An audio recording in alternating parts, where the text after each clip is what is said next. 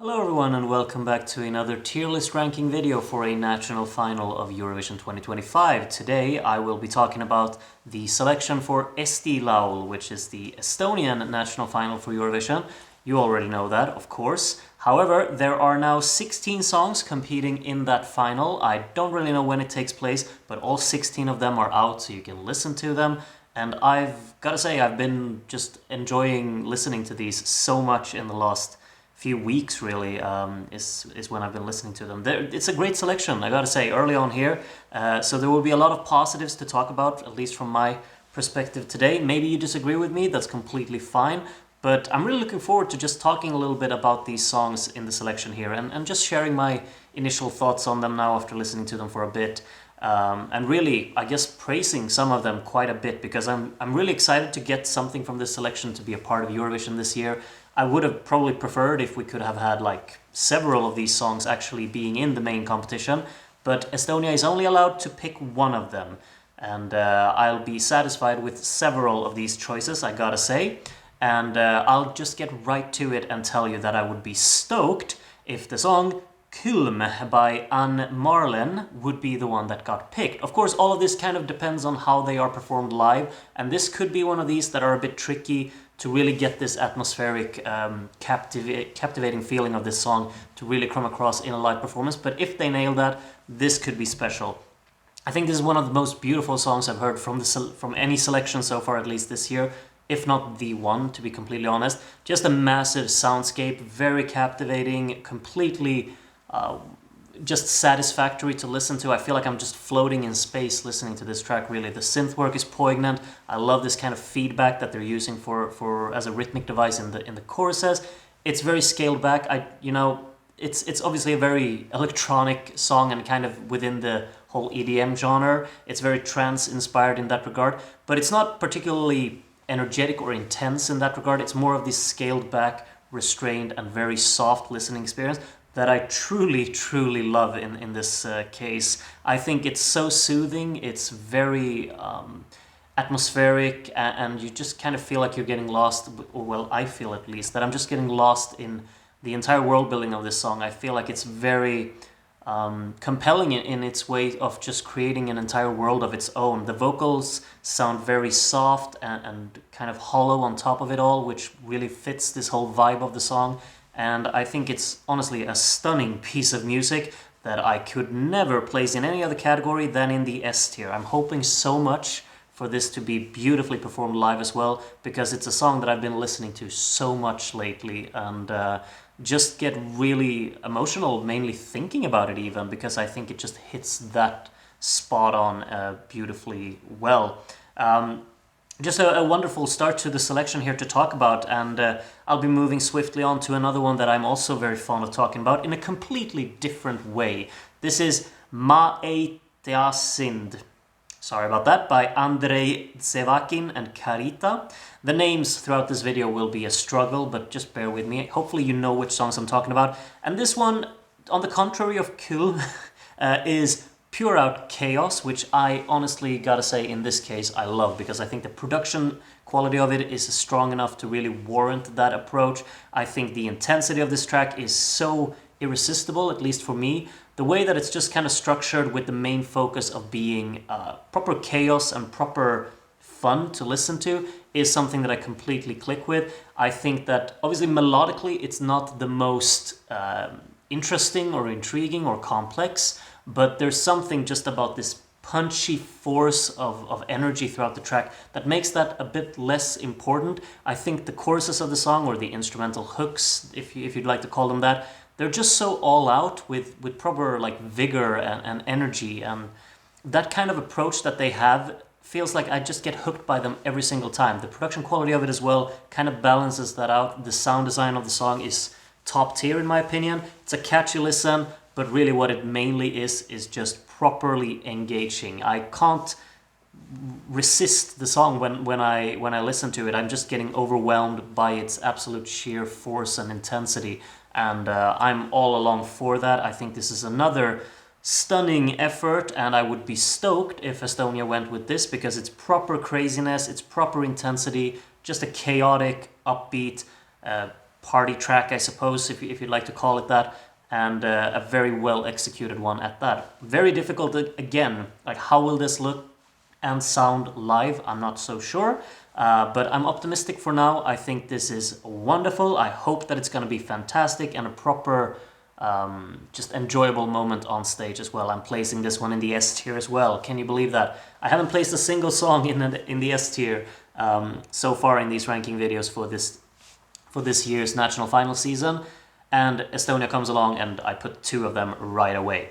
However, I will not put 3 in a row because this is Sahlene with Love Me Low, which is the first time I heard this song I was very, very confused because at its core it's mainly just a reuse of an old Melodifestivalen track from 2013 called Skyline by David Lindgren.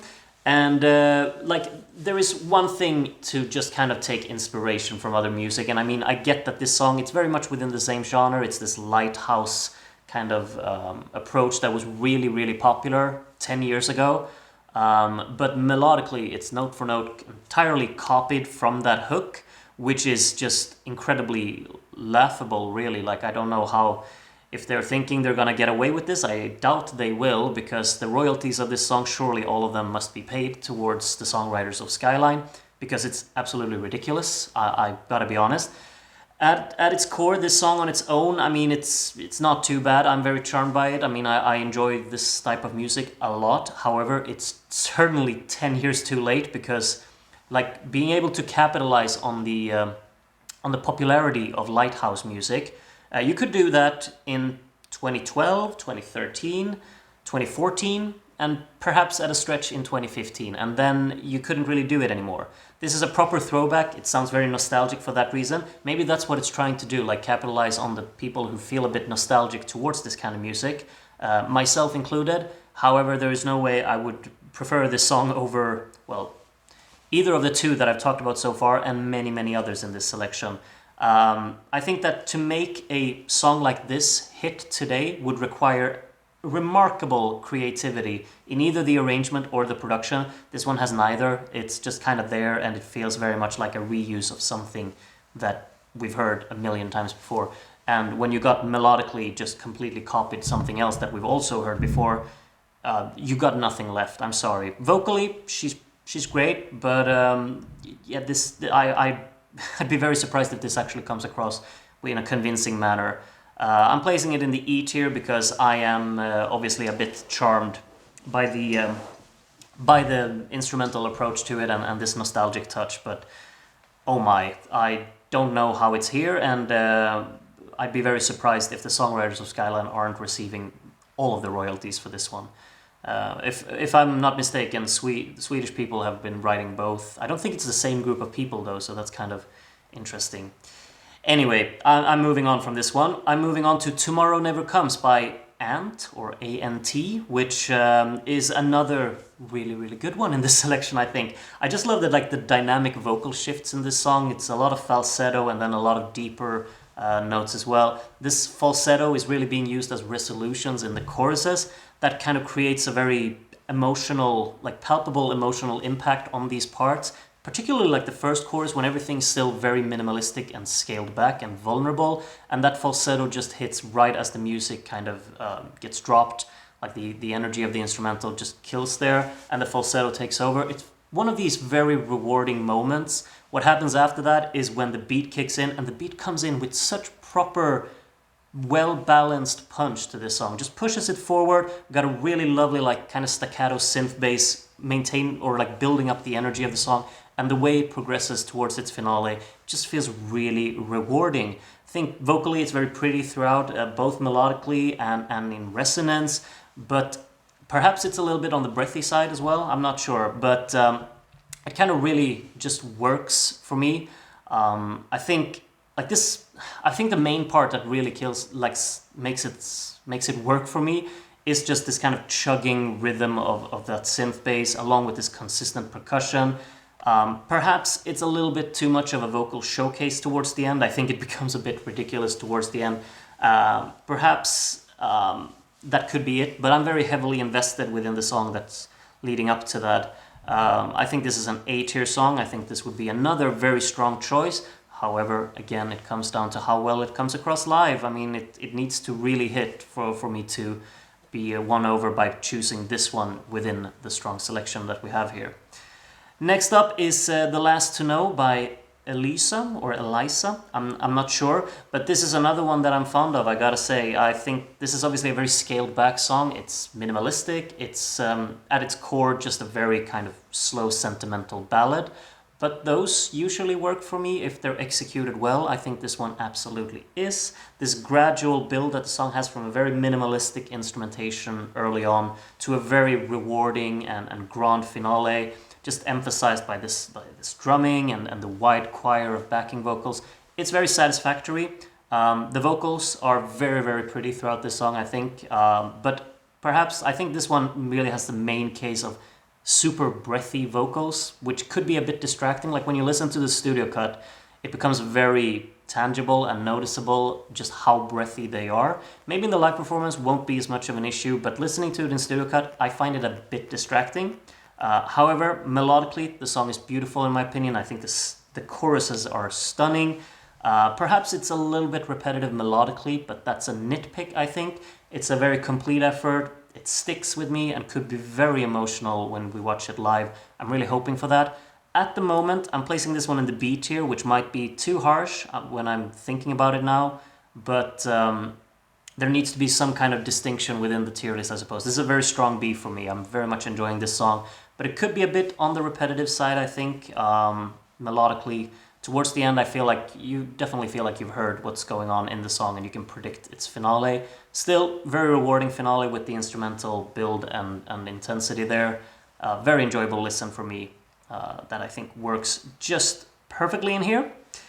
We got Solo Anthem by Felin as well, and I gotta say, like, this was a bit funny when I first came across to this song, because the song Riot by Felin here, it's playing at my gym a lot. Like it's on there almost every day. So I had a little bit of like an association with this artist before going into this without even knowing it really, because I had never searched up the song Riot. But then when I heard it on her Spotify page here, I was like, wait a minute, I've heard this a million times.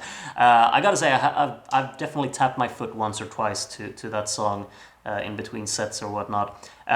Slight little tangent there, but it's kind of a funny, what do you say? I'm losing my English words, but anyway, it's a bit funny. Anyway, I think Solo Anthem here is a really nice, really nice addition to this selection because it absolutely stands out. I think it has the energy, I think it has the attitude. It's really fun to listen to in that sense. It's like kind of a proper arena banger, I suppose, that could absolutely click in the live performance if it's executed properly, but I think a lot is really required for this to absolutely hit home with the audience in the performance. But if they nail that, this could be so much fun to be a part of, really. It's inviting, it's charming, it's all about energy and fun. So yeah, kudos to that. I think like at times I'm not so sure if I'm really clicking with it personally. I like this kind of pop punk music and I love seeing it in Eurovision national final selections and whatnot. Melodically, this one hasn't really stuck with me, I gotta be honest, but it's something about the energy that really is what sells it. I think throughout the song though, like the verses to me, they're kind of underwhelming in this song, and they kind of remind me of this Taylor Swift rap verse in Shake It Off, which I've never been a fan of. That's not a compliment. I think this the verses of it are not really up my alley in terms of the energy and attitude they kind of consist of. It's the chorus that kicks in and really makes it work, and of course the energy of the track, like I've said a million times. I'll stop. I'm placing this one in the C tier. I think it's a nice addition to the selection. Not something I'm rooting for, but if the performance is just great and convincing live, I'll be in the corner rooting for it for sure. But at the moment, I'm a little bit skeptical, like how it will be performed and how well I will be enjoying it. But it's a nice addition to the selection. I'm very much looking forward to seeing it live. Another song that I'm quite fond of is Trouble here by Frants Tikerpuu.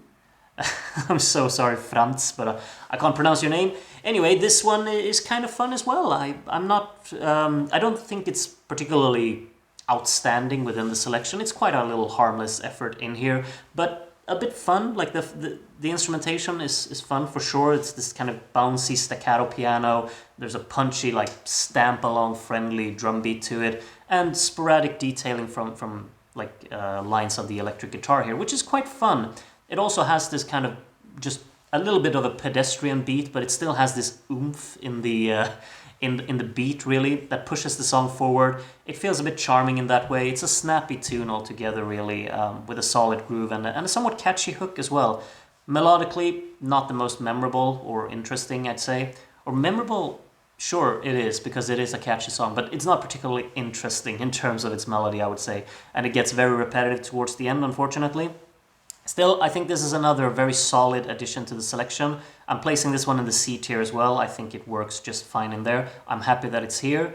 Would be a bit of an underwhelming winner in my opinion, but if they do something special with the live performance, they could win me over here as well, of course. Next up is Psycho by Gem98, which is another bit of a fun listen for me, I gotta say. The first few times I heard it, I was a bit skeptical towards it, but I've just kind of learned to embrace the intensity of it, I guess. I mean, this song is very high in energy, a lot of drum work in it with some great fills, has to be said. A lot of fun details in that regard, and I just love this collective chaos of the final chorus where the guitar starts soloing on top of it. It's all about the energy and all about chaos here. At times I feel a bit skeptical towards this song, however, still, like, even though the choruses are kind of catchy in a little way, I find the choruses to be the most obnoxious part of the song as well. These hooks are very irritating to me because it's kind of like the melody is based on some kind of, what you say, like a nuisance-like siren in terms of its vocal. It's a very strange hook to rely on. I mean, it doesn't have a lot of words. It's mostly just this kind of, I mean, it sounds like an imitation of a siren, which is kind of annoying. I don't know why they're going for that, but I guess they had a concept with it. This could also be really fun to watch live, particularly that final chorus, but I think it will require a lot of work and a lot of ambition in making it click with this proper chaos that the instrumental of the track has. I'm placing this one in the D tier. I don't find it particularly enjoyable, but I see a lot of qualities within it, and I'm looking forward to seeing what they will do with it. And that final chorus, it hits. It absolutely does. So we'll see how this one comes across later on as well. Next up is Frozen by Janek, and Janek sang, I think 2 years ago, House of Glass, which was my favorite from that year's national final. Actually, it was another really strong year of Eesti Laul, but there was just something that hit me about that very pretty ballad back in 2023. Frozen is kind of in the same vein. It's another quality piece of songwriting. I'd say it's very accessible. It's cleverly written pop tune, a lot of kind of dark ambience throughout the song, which is quite compelling. The melodic writing is strong. I think the composition of the entire song is just very convincing, and vocally it sounds great as well. There's just something very complete about this song. It's not the most remarkable in the selection. It's just very, very strong in pretty much every area, I would say. Looking forward to seeing this one live as well. It's going to be interesting. I think this is probably the most accessible tune of the lot because it just sounds like something that a lot of people could just really enjoy. Maybe no one, like, I'm saying no one, maybe not everyone will have this as their favorite song in a selection. However, I think a lot of people will just kind of click with it and be like, yeah, that's a great one. That's at least my feeling that I have right now. I'm placing this one in the A tier as well. I think it fits nicely in there. No real complaints from me on this one. I think it's just strong.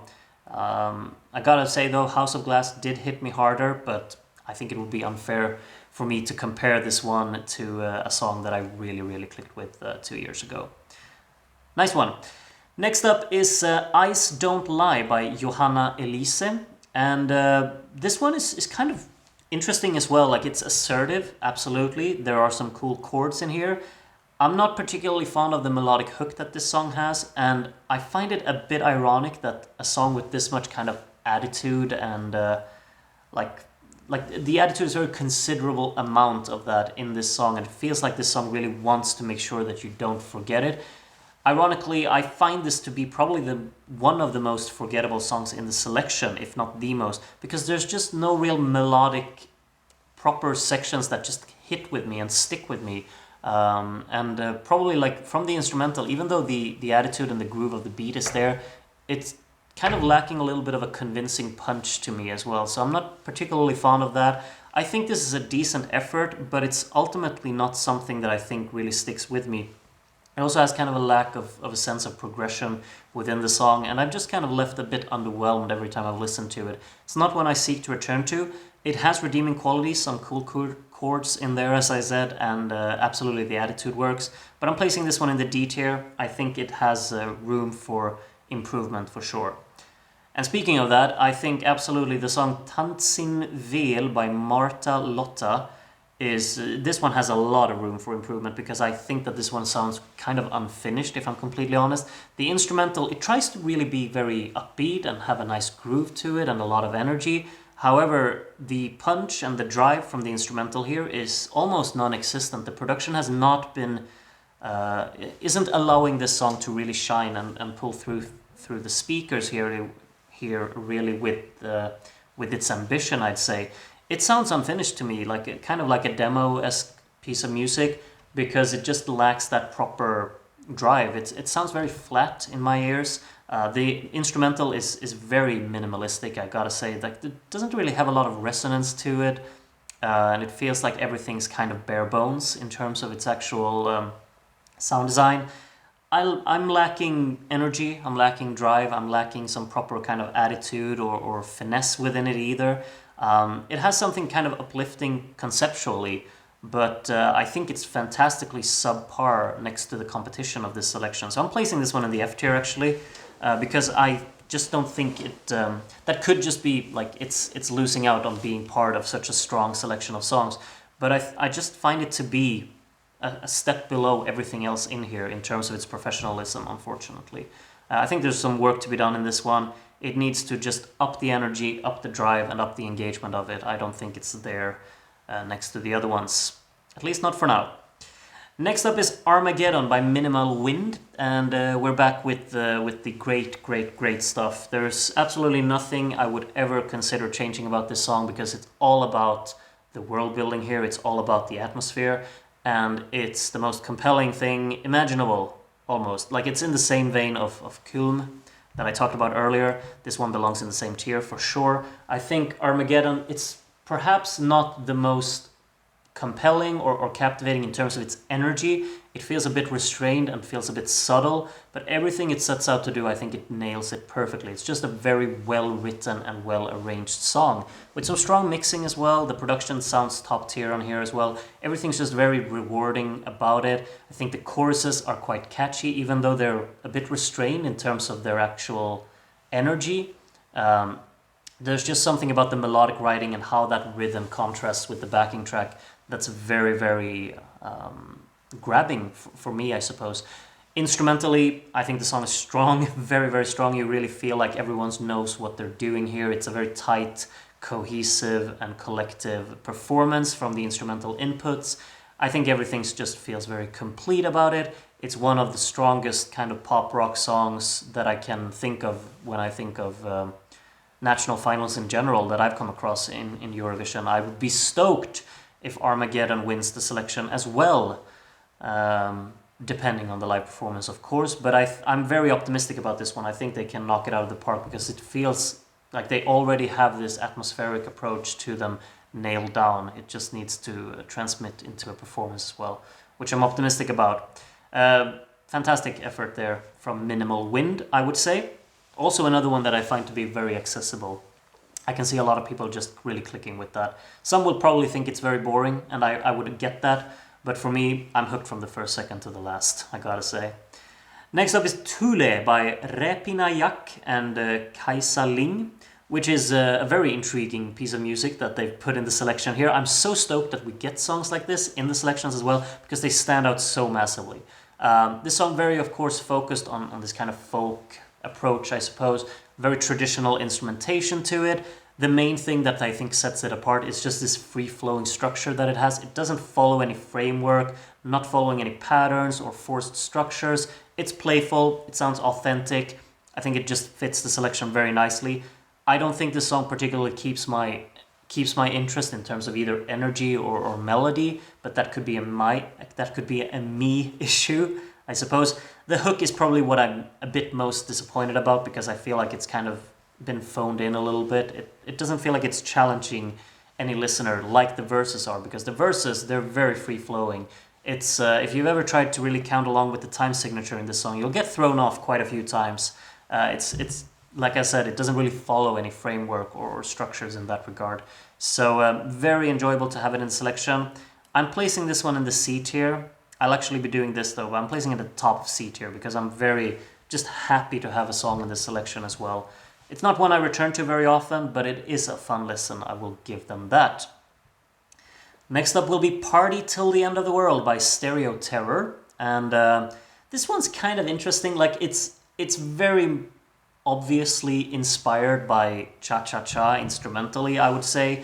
It's this kind of blend of electronica with heavy guitar riffs. The one thing that I'm a bit disappointed by is just how filtered out these guitar riffs kind of are, because they sound too overly processed and too overly digital. I don't think the song is really as explosive as they set out to be. Like they wanted it to be more engaging in that regard, I think. The chaos here is not really all the way there for me. I don't click with it in that regard. Some strong parts of the song are absolutely like the rhythmic playfulness of these instrumental riffs. I think they hit quite hard. The syncopation of the song is very effective as well, and makes something noteworthy of an otherwise rather disappointing rock entry, in my opinion, really. And I think mainly it's probably like a lot to do with the digital inputs that the song has. They're a bit overpowering, which really detracts from my enjoyment of the overall listen here. This one, of course, could be something special when we watch it live, but I think it has a lot of things in common with Psycho by Gem 98 there. And I think if you kind of mix the best of both worlds from these two songs, you'd get something really cool. But at the moment, I'm placing this one in the D tier as well. I'm placing them next to each other just for the concept of thinking that they kind of have their own deficiencies, both of them. And if you just blended them, you could you could put together something special, I think. But I'm a little bit disappointed by this one, I gotta be honest.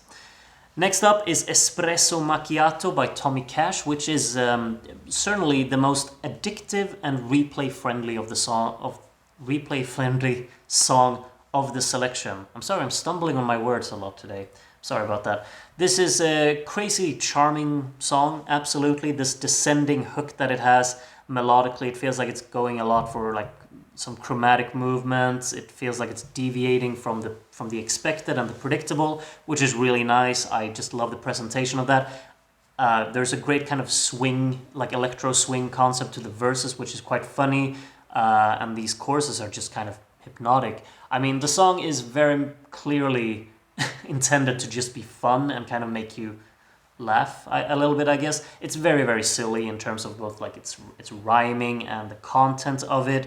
There's a lot of like necessity rhymes, do you call them that? And kind of, using the Italian language or whatnot to be a bit tacky. And that could obviously throw a lot of people off, and that could obviously win a lot of people over. I'm very charmed by it. I think it's fun for a little bit. And overall, I'm just kind of engaged by the overall concept of the song, I guess. It's not something particularly noteworthy in terms of being deep or substantial. However, it's a fun listen. I tap my foot with it. I think it's tons of fun. I'm looking forward to seeing what they will do with it on stage, and I'm kind of rooting for it. It's not my favorite on the selection. It's one of my top 6. I'm placing it up here as well in the A tier. And I'd be stoked if they went for it, if it comes across well live. I think it's got a pretty good chance of winning. It seems to be the hyped up favorite, and for good reason. I think it's very charming. I think it's a lot of fun, and they've gone all out with just making sure that people are entertained listening to it. Whether they succeed or not, that's up for the subjective preference of the listener, of course, but I do enjoy it quite a lot, I gotta say, and I've been replaying it quite a few times, even though I very rarely replay songs, but this one's fun.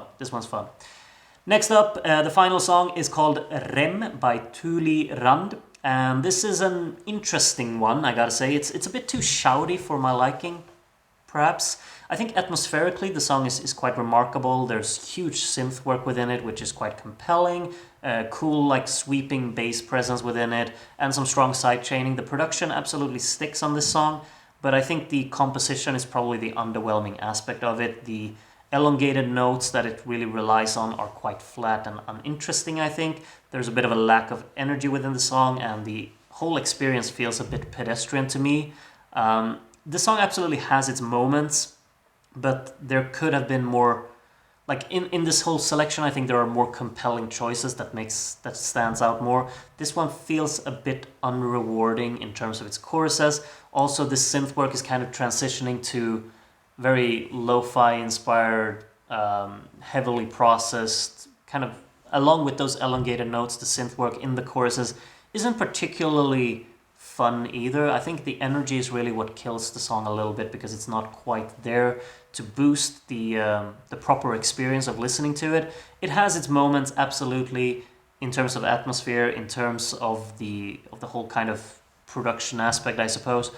But it's a bit too much for me in terms of both long dragged out notes and also a bit on the shouty side. I'm placing this one in the D tier as well. I'm probably placing it top of D tier though, to just kind of... Sometimes I structure the tiers and sometimes I don't. I don't even know what I'm doing. But D tier for Rem, and that will be the end of the tier list. As I said, I'm very positive towards this year's Eesti Laul selection. As you can see, there are 6 songs in the top 2 categories, 7 in the top 3 categories, and those are absolutely the 7 songs that I'm looking forward to most, watching them live, along with the 3 songs in the C tier, I suppose. Like, I'm looking forward to seeing everything live, of course I am, but I'm just crossing my fingers. Like, one of the 3 songs in the S tier, if they nail it live and they win, I'd be over the moon. I'd be so excited. The songs in the A tier, that's fine too. And yeah, that's the end of the tier list. Please let me know what you think of the songs from this year's selection of Eesti Laul. And yeah, I'd be interested to read all about that. Who are you cheering the most for? Is it the same as me? Or is it someone completely different? And what do you disagree the most with as well from what I said? You can share that as well. I'd be interested to know. Anyway, that's been everything from the Eesti Laul selection. Next up will be another national final that I haven't picked yet, but be on the lookout for that video as it drops hopefully very soon. See you then. Take care of yourselves and bye bye.